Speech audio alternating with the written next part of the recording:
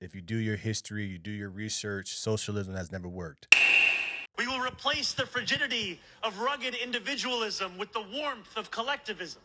Famous words spoken by every communist in history. Hi, my name is Bogdan, and this is exactly how communism came to power in my country, Romania, via collectivism. First, they confiscated private land.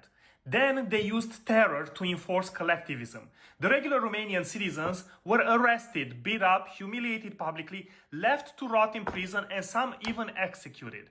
The next step for collectivism was destroying the independent farmer class. These people were a threat to the regime because they were able to stay self-sufficient and did not rely on the state. Independence was and still is the biggest threat to communism. They made it in such a way that owning more than others was a crime.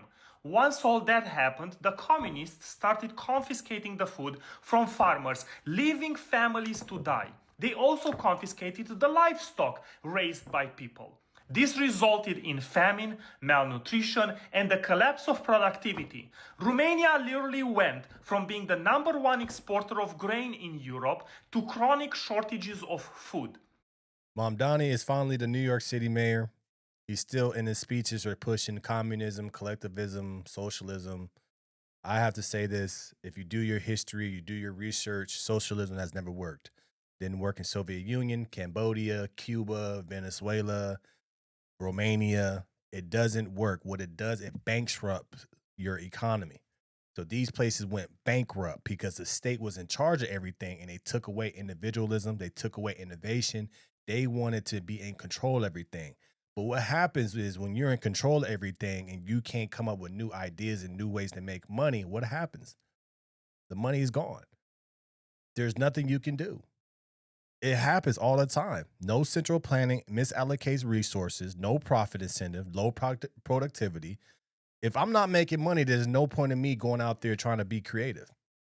If you guys are hating on me for being individual and creating businesses, oh, okay, let the state do it.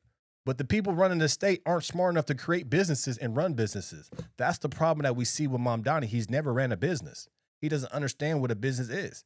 But the funny thing is, he already promised everybody in New York free bus rides, and what happened? As soon as he gets in office, MTA raises the prices. The biggest problem with Mamdani he's going to have is the Jewish people. They're not letting that shit slide. And also, too, Kathy Hochul. He can't blame his failures on the governor because he's a Democrat.